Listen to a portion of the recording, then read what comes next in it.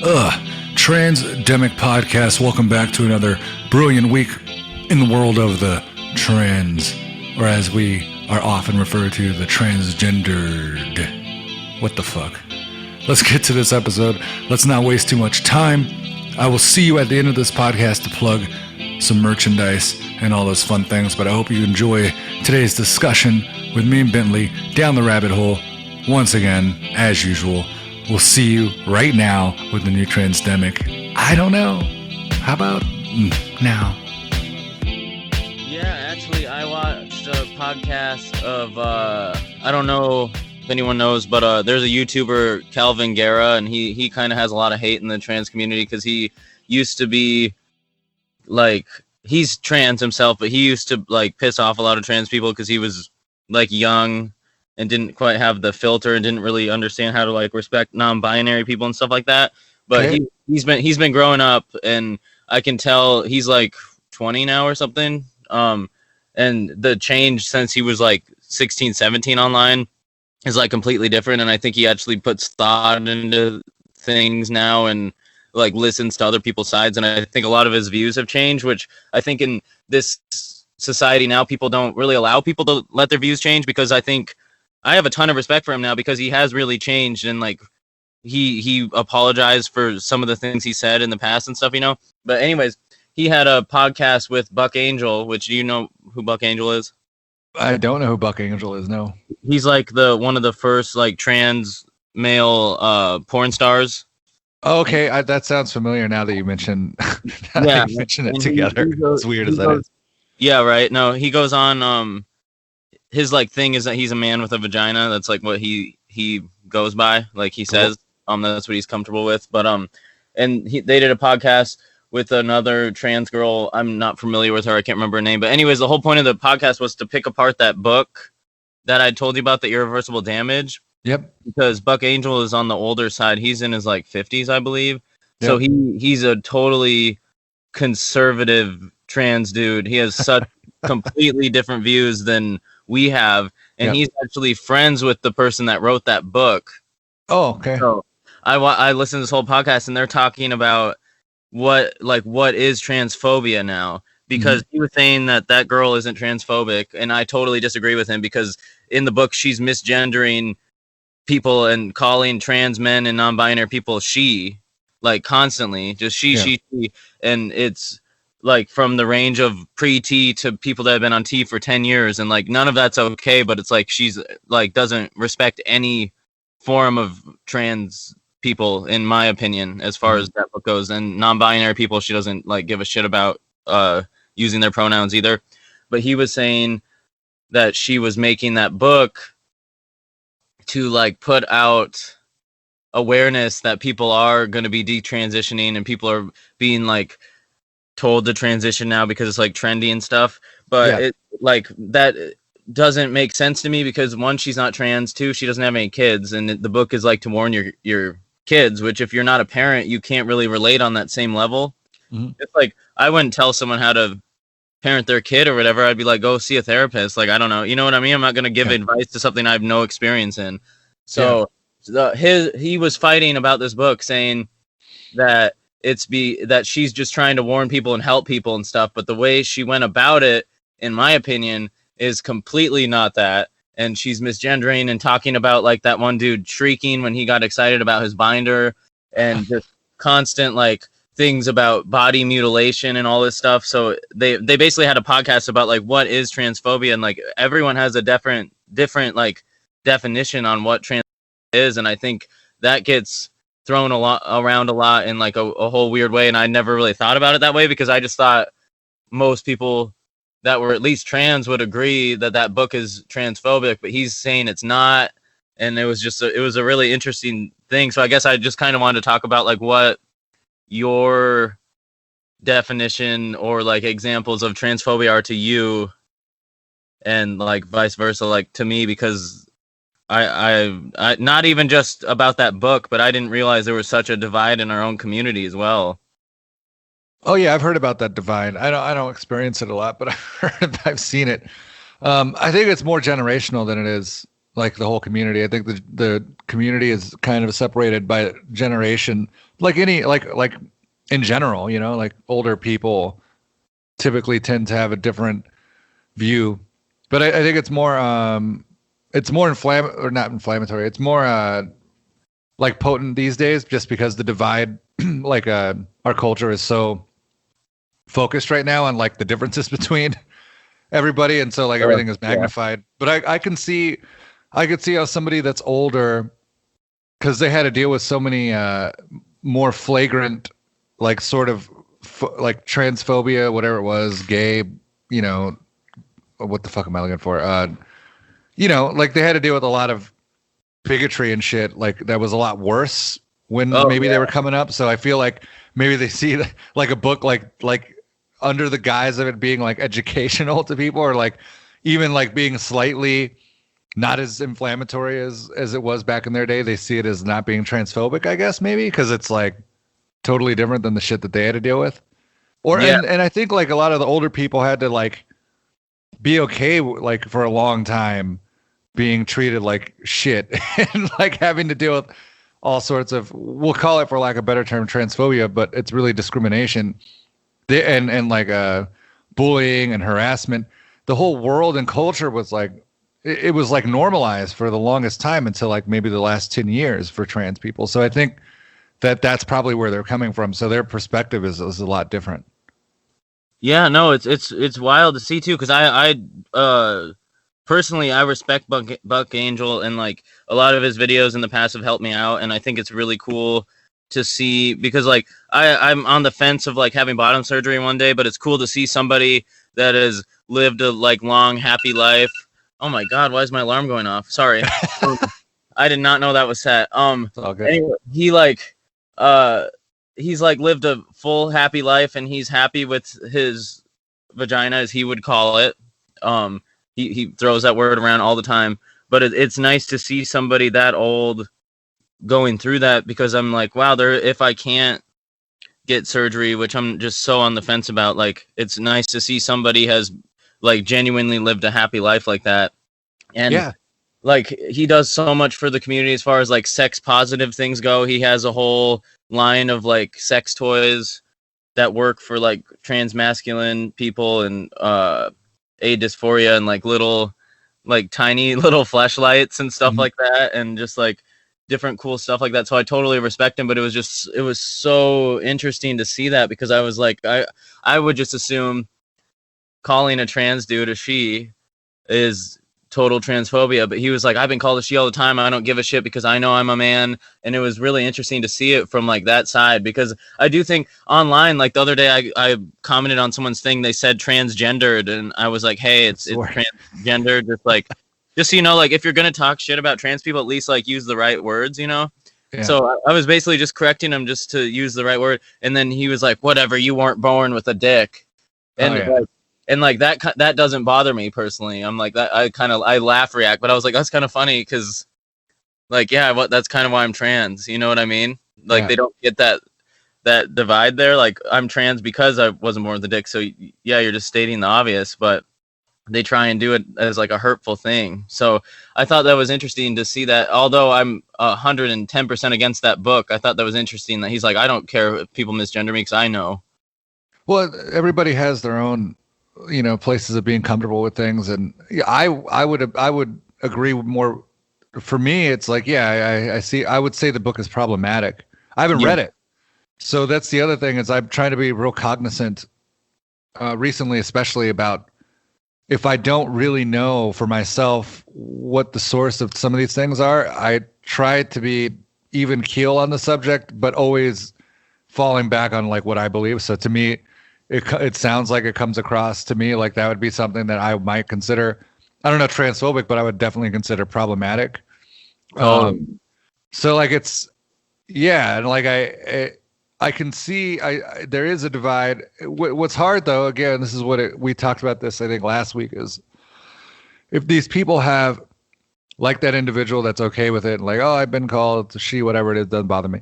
Like that, if those people have tremendous amounts of visibility that overtake, you know, or that can infiltrate, educate, and like help other. That's my only concern is like if they're saying that, somebody that is learning about trans people might see that and then think that that's okay to misgender people and they're going to be like, well, I'm not transphobic because this trans person said it's not transphobic. Yeah, no, that's very problematic. Yeah, so that's the biggest, to me, that's the issue. And so like it sucks though, because it's like you wish every conversation when that happens you can have a voice saying, well, to you it's not problematic, to me it's problematic, to me it's transphobic, and I don't believe like that should be, like that's not cool, which to me overrides everything. Yeah. So like no matter if it's, so that's great that person has got to that point, which I think every trans person, that's a real awesome means of survival, is being able to be at a place of comfort where you really don't care about that. That is what every trans person should be striving for, because there's always going to be bigots, and like, even in our lifetime, there's always going to be static bigots and all that. And we have to get to that point just to survive, I believe, because no matter what surgery is, whatever it is, like I've said, we're always going to deal with it. So getting there is awesome, but like we need to have some, like the younger generation, probably the person who did the podcast. What did the person that hosted the podcast have to say about all that? Did you discuss that, or did they say anything? Yeah, he was just making points about the book as far as like, I believe it's transphobic because like she's misgendering people, and like how can you see that as not that? And then a good point about this is that it was a high profile podcast, so in this specific realm, in this one conversation, it was kind of what you said, where Buck was saying, yes, I don't mind being called a girl, and then the other trans dude was like, I don't want to be called that, I see that as transphobia. And then there was a trans woman that was kind of like a mediator, but she was also putting in her own points, and she had some good debates about not about that specific conversation, but just on different studies of detransition rates and everything like that, because his main reason for supporting the book is that he doesn't want detransition rates to go up and then make actual trans people get less care. Okay. So it's a whole, the podcast was really good, and like I have respect for everybody on that podcast. I just think the book is transphobic myself. It sounds like it to me. without purchasing it, I was able to find every chapter online in different places and read the whole thing, just not in order. But every chapter was like based on like a different thing. Like one was on trans influencers and stuff like that. So I was able to find the whole book without having to give that lady any money. But yeah, I don't know. It was just such a weird thing, because I do see that like if people are abusing the system, then actual trans people can't get the help they need, and it's just like a whole mess. But I mean, our country is a mess in every aspect, not just the trans world. So it's like it's the same for people that need hearts and stuff like that. Like things get messed up and someone doesn't get the heart they need because of miscommunications, or someone like got it that wasn't supposed to. Like there's just so many, it's just every aspect. Yeah, but it sounds like an awesome podcast. If they're handling it from all angles like that, I mean, what can you do? People are going to have different opinions on things, but what I always say with those kind of things, especially with the trans rhetoric of it being, I guess it being trendy or people influencing it, is like, I don't know. I just don't know what I think about that, because like I know that's not my experience, so I know that there's other people like me that's not their experience, predominantly probably not people's experience. And then what would be the end game? Let's say we're all influencing people to be trans and fucking mutilate, quote unquote, their bodies. Like, what would be the end game on, like, why? What would be like, whenever you look at any of these, I guess people call them conspiracies or whatever, you just have to look at like why you think the motivation, like what would be the end game for people participating in those things or perpetuating something. And usually you'll find if it's something that's bullshit, there really isn't one. Like, I don't understand what is the big grand scheme of making everybody trans would be, or even if we did succeed in that and that was our goal, I don't get what would be so bad about, like, I don't understand the negative. Yeah, I mean, I don't see a negative either, because it's not a bad thing to be trans. But also, like, personally, I've had people hit me up about like my top surgery vlog on YouTube and stuff, and people are like, I'm thinking about getting top surgery. Like, what do I do? And I was like, go to a therapist. Like, if you end up getting it and you want support or like help for prepping for surgery and stuff, like, I'm here for you, but I am not here for you to make any decisions like that. You need to go to a professional for a decision. So like, I don't know. I think it's almost like a made up thing. I know most influencers on both sides of like any non-binary, male to female, female to male, like they all pretty much say the same thing. Like, you need to go to your doctor and your therapist, and that's like a decision between the two of you. It has nothing to do, like, no one's like pushing this like fake agenda.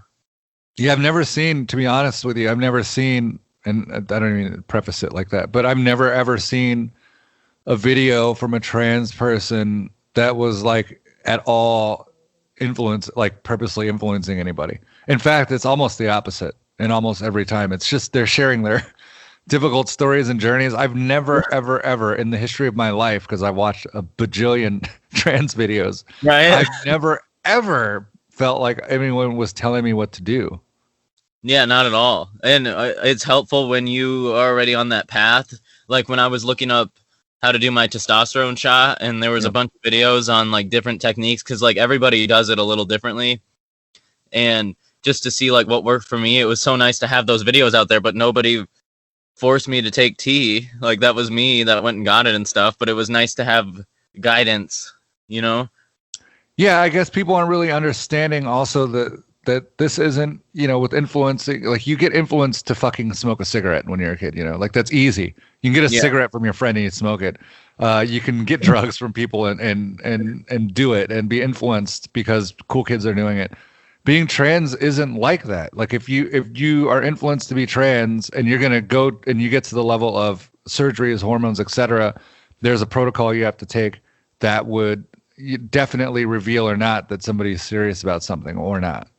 Yeah, I had to see a therapist for a year to get my hormones, and that was even I did get informed consent, but they still were like, "Have you been seeing a therapist?" Because they don't like giving them if you haven't seen a therapist. Yeah. And I needed a therapist letter from 2 different therapists to get my surgery.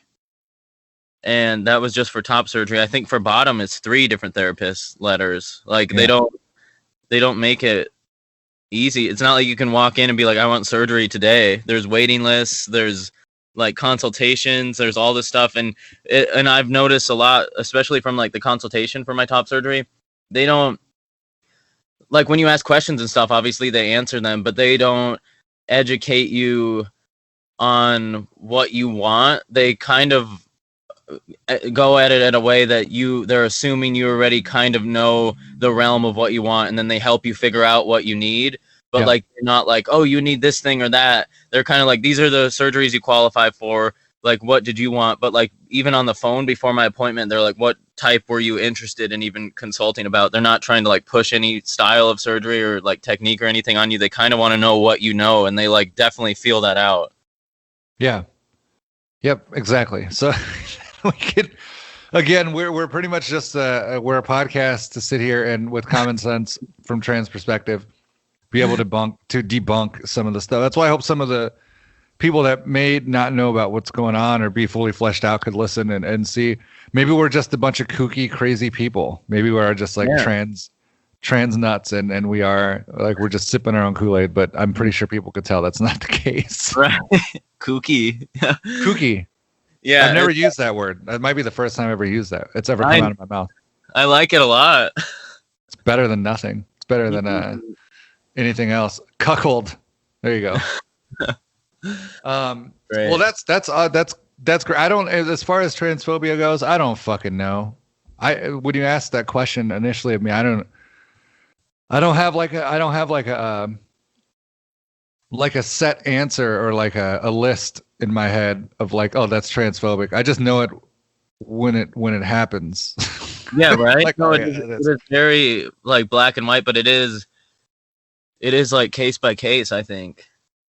Yeah, there's a lot of things to consider, and then there's a lot to consider with the level of how much you're going to be able to take from someone that does something that's transphobic versus somebody that is completely transphobic. I think there's a lot of nuance there.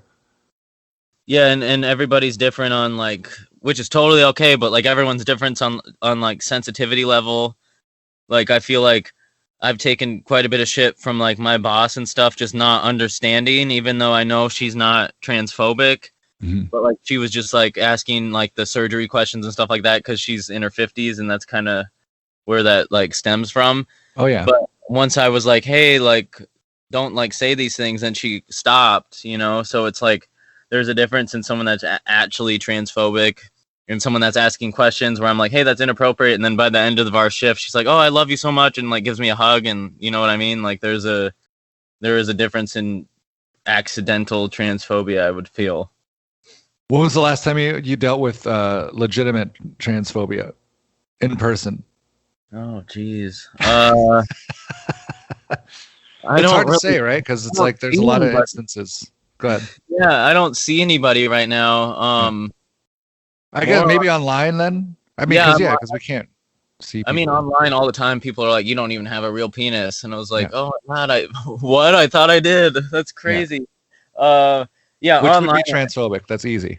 Yeah, online it happens all the time. When I posted that picture on my Instagram of me with my "It's a Boy" cake for my surgery, nice.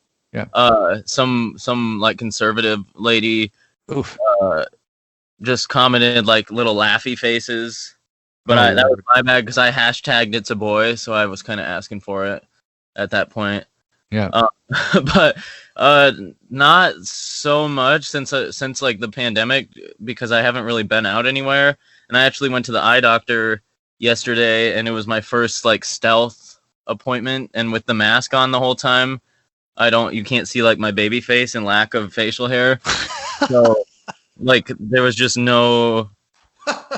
Right. Let's edit that laugh to be just echoed. That's funny as shit. Yeah, so yeah, it was just called my correct gender the whole time, which was really weird because at the same time of me being like, wow, this is the first doctor's appointment where they like don't know I'm trans and stuff. I was like, oh my god, they know. Like deep down I was like, they know. Like yeah, I don't know if that ever goes away. Yeah, I wonder. I don't know.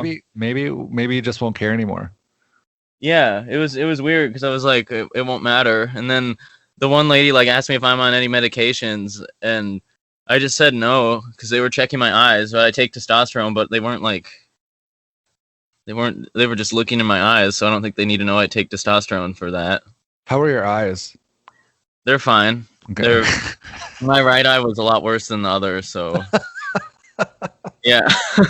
That's awesome. Well, you wear glasses. Yeah. Because so obviously, is that the kind of blind? Like, what is your eye situation for glasses? Everybody's is different. My right is like 6 times worse than my left, so I get like tons of headaches and shit. But really, yeah, like completely different. But they're both. What is that? Far side? I can't see far. So if you take your glasses off and you just look around, one eye will be different than the other? Yeah, but it kind of mixes together into like a giant pile of nothing when they're both open. And then if I close like my right eye, then my left eye can see a lot more. Oh, wow. That's cool. Yeah. It's becoming an ophthalmologist podcast. Right? Welcome, everybody. It's perfect. Lie to your eye doctor. Yeah. Maybe going to an eye doctor is good for trans people, because maybe the doctor themselves is blind, and if you take their glasses off, maybe they can't read us. Right. And then there's like the case of our voices. There's like gender in your eyes, and they're like, "Oh, I know you're trans." Your eye says. Yeah, your pupils like move a certain way, and that means that you're trans, or you're a guy or a girl or whatever the fuck. That'd be so fucked up. That'd be fucked up. That's not surprising though. Great. Well, I mean, that's. I mean, I don't really, like I said again. I don't have.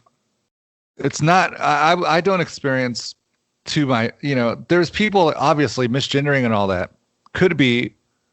It could be transphobia, but it could also, like you said, just be misunderstanding and not knowing how to address somebody. And I think maybe there is little grams of like transphobia, not in a bad way, but in a way that like people are still trying to catch up with, like understanding that somebody could be like we've said this before, understanding that somebody could be a different gender than what they seem like, what they look like, what they sound like.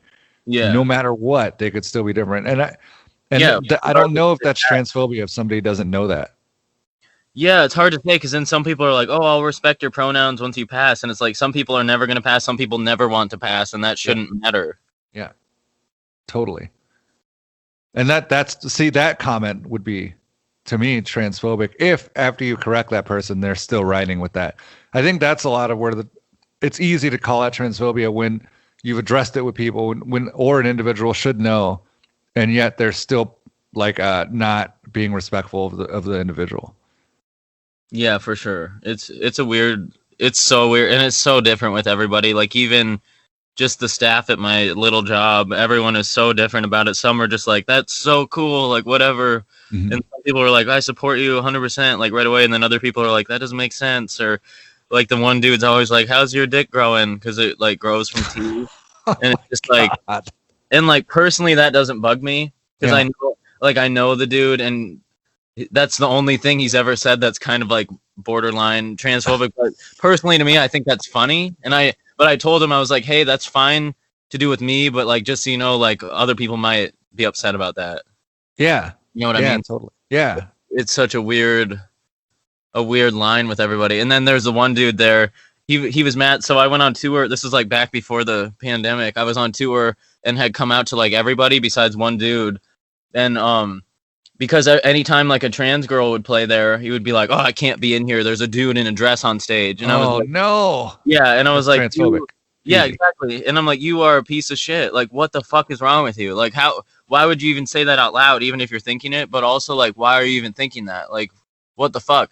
So I didn't come out to him. I came out to everyone else, and then he found out because I was like, I told everybody, I was like, someone just tell Zach I don't care. Like, I'm not secretive about this kind of stuff. So like personally, I was like, hey, never like out other people, but like you have all the permission to out me to him and stuff because I don't want to do it.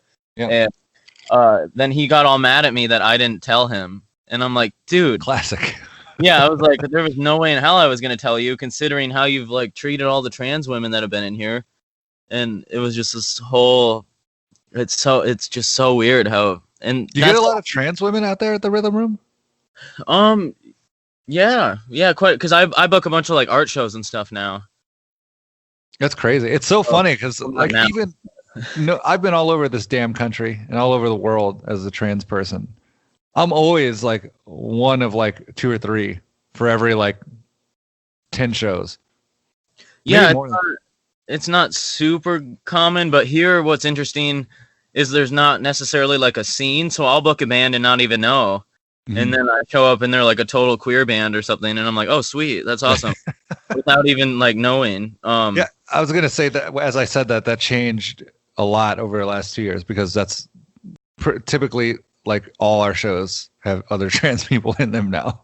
That's awesome. Yeah, no, it's good to feel safe, especially on tour. But yeah, there's quite a few I booked at the Rhythm Room, and someone like the artists that come out are trans and stuff like that, and I try to really cater to like any LGBT and POC community, just because the rest of the shows there are still booked by my boss that's 65 and he's a blues guy, even though he's great and he's totally for like equal right. He is just hardcore. He's like the whitest blues man ever. He plays harmonica, and looking at him you would be like, oh, I don't know. And he is the like biggest advocate for equal rights and trans rights and black people rights, and like like everything is just so incredible. But he just books so many just the white bands, you know what I mean? Just like the place that we're doing our food place is going to be like that. We're really undertaking a project to see if we can rebrand the place because of the fact that they've done that for so long, and the management is different. Different as in it's now the kid instead of the parents, and the parents were possibly more problematic. Oh, wow. You know how there's old, owners, and then, they have a certain way. They're probably misogynistic as fuck. Usually old white dudes that have run these venues, and then the kid, might take over and they might be better. If that makes sense. Totally. So we'll see. And I say might because I don't believe any of it. Like, even very nice, I've met them, but until we go there and really see after a while, we won't know. But I'm interested in rebuilding I'm excited. because we need more spaces for trans people, and I feel like I'm a person that can bridge the gaps, and I could deal with a lot more bullshit than maybe other trans people can. And if I could do that, I'd like to use it as a way to be a bridge to connect people that might not know, that might otherwise be canceled by trans people, like, and deservingly so. But I feel like I can also help maybe change a couple of these establishments' perspectives and be able to bring trans people to these places and make them safe spots for us to play. That's awesome. Yeah, I feel like I like doing that too because I feel like I have a pretty thick spine most days. It depends, but most days I'm fine with that kind of stuff, and I feel like I can take a lot of shit, and I do just at the end of the day want everybody to get along. Yeah, it's hard because I was talking it was unrelated, but to Jamie about some of that stuff, and I'm like, like I listen to a lot of still like pro wrestling podcasts, and they're still problematic, and a lot of the people that I used to enjoy and still enjoy are very problematic. But as a trans person, you have to learn at some point, unfortunately, to compartmentalize the problems that some people have that you like or listen to or looked up to or were influenced by, and like write them off in a lot of ways. But if you want to have any sort of like release or entertainment, or you like to listen to these wrestling aspects that they talk about, or sports, whatever it is, you have to be able to like put that aside and listen to it. And it sucks that you have to listen to like problematic people, or else I'd have no one to listen to or be inspired by. Yeah, and it is hard, but it sucks because some of it I'm like, oh, it's generational, and some of it I'm like people like Ben Shapiro, I think he's just a total piece of shit. Yeah, I can't vouch for that. Yeah, there's some people where it's like, no, you're literal garbage. Like that, I fucking hate you. But then there are some where it's like, do they even mean that? Like whatever. There's a few red flags, but it's so hard to pick and choose. Yeah, there's layers to it. Yeah, it's all case by case, same thing. Yeah, and it's like, because it's like, like Joe Rogan for me, it's like I'm not going to give him the time of day for anything. Or listen to, and he has great guests and fucking very entertaining podcasts. Like that's just the truth. Yeah. But like he's also extremely problematic, and I can't really listen or support that. Whereas there's other people, like I'll say a name, no one's gonna probably know who this is unless they watch wrestling, but like Chris Jericho, who's problematic. Probably he had Donald Trump Jr. as one of his guests a few months ago on the podcast, and then had. He has like flat earthers on. He doesn't necessarily believe in it, or doesn't say he does. But like, he has, people that, you start to see these hints and signs of shit. And he started saying shit like, oh, don't wish bad shit against Donald Trump. Just like real weird. And he played Sturgis with the COVID rally shit. His band played it. So it's like there's real problematic things, but like I'll still listen if there's like an interesting wrestling guest on, because he's also had Nyla Rose, like the first trans woman in AEW, and Sonny Kiss, a gender non-conforming person on, and uses the right pronouns. So it's like you have to look at everybody's palette of like what they do and like kind of decipher, am I going to support this person or not? Yeah. And how bad is it if I do? And it sucks. Yeah, that's definitely different than someone being flat out like Ben Shapiro just going on how trans people aren't valid or real or. But see, Donald Trump Jr. might, on your show. That's hard. That's a hard pill to swallow. No, that's really bad. It's really bad. I listened to it too. I don't remember much of it, but I remember I purposely listened to it. Sometimes I like to listen to those things to just challenge myself to just engage with it. No, for sure. I really like just hearing the opposite side to try, because like some of that stuff, it's easily like brainwashable. So I try and listen, pick it apart, and be like, oh, a ton of people could totally be brainwashed by this, but like here's why it's still wrong, and here's why I still have the same beliefs I do. Or like, oh, they do have a good point here. I might agree with this one thing that I never thought about. Well, and it's smart to see how they twist and frame, especially the trans thing, because you can then you can combat it when people that have listened to that rhetoric come at you and they're like, well, this is complete bullshit, and now you know how they're talking about it to dismantle it even better when you are asked it. As a trans person, you need to be like kind of prepared in that way. Totally. Yeah, and they have Lucky for us, it's like they have the same 5 points, and that's about all they got. Yeah. So and all of it rooted in non-reality. Just like a completely exactly. fabricated thing that everybody believes, but is completely built on non-reality, non-fact. Very true. And it's the same. They just repeat the same garbage over and over. Over and over, and then don't listen. And that's where we talked about last week too. It's like, I'm done like appearing on I was on podcasts like that. I told, again, Jamie was like, how do you do that? I'm like, I deal with it because I feel like I'm fighting against it. Like I'm advocating and I'm a voice for it. If I wasn't somebody that was able to go on those podcasts or someone that didn't have my own platform, I think it'd be different. Then I'd be one of those people that'd be having a hard time. But I think because I have an outlet, we do have a little bit of a platform, we do have visibility, and I am able to participate and engage with those people. It makes it easier to like kind of swallow their bullshit a bit and like engage with them, because I don't think it's cool. It's not going to get us anywhere to completely cancel. We have to be in their face and be able to deal with them giving a shit and give it back and fight against it. Totally. You know? All I want in this world is equality. Like that's it.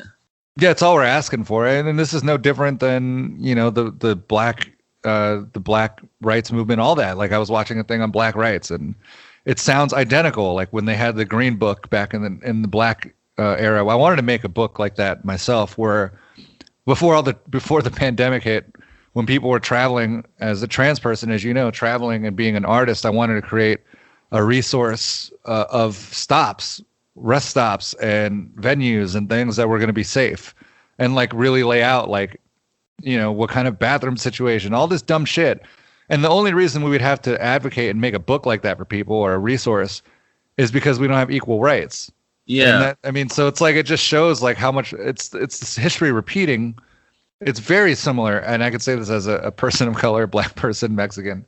I could say this. It's like, this trans situation is very similar to that movement. It's one and the same. And until black culture, Mexican culture can fucking understand that themselves too, you know, like it's going to be hard. If we had more support from black community, cis straight black community, it would be a lot easier to tackle. Like people like Dwayne Wade and all those people we've talked about before. Advocating is so much more powerful than trans people, and trans black people still being murdered. As I talk about this, actually just happened a couple of days ago in Philly. Yeah, it's nonstop. It makes me sick. Yeah, it's wild. Like we have to zero in and focus from the black community on the black community, because it's black on black crime 99% of the time. It's fucking wild. Yeah, and just like seeing like some people, like I don't know, I don't feel safe as a trans person in certain places, but compared to like a black trans person, I feel so fucking privileged. I can't even explain it, and there just needs to be so much more attention on like black trans women especially. Yeah, I agree, and I to be honest with you, I do too, because I'm not dark black. I'm not obviously black, and there's a difference even then. Like I'm for whatever reason, like I don't get as much shit. I don't know why, because I'm also not like, it's just odd. Like, but yes, when I'm saying black, also it's like black, very obviously black trans women like have it the worst, and they need to have more people advocate from within their own communities, and especially the cis white or cis black dudes that are fucking them need to advocate for them, because it's out of control.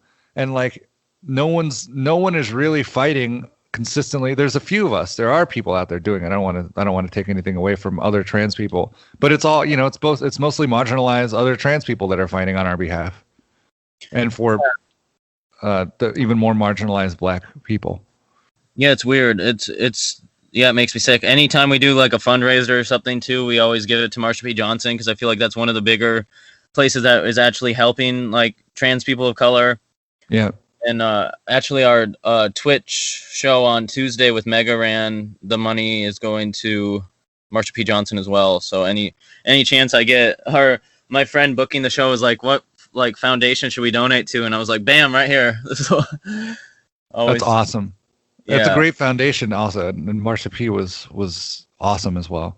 Yeah. Oh my God.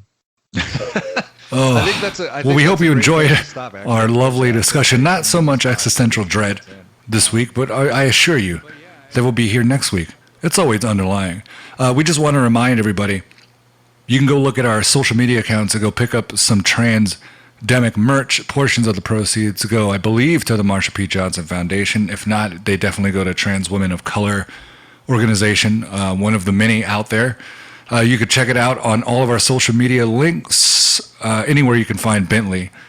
On Instagram, the Bindi Boo on Instagram. You can go find him over there. We're not hard to find. Well, I'm going to leave the link right in the description of this podcast. Please support us. Please support other trans people, and we'll see you next week.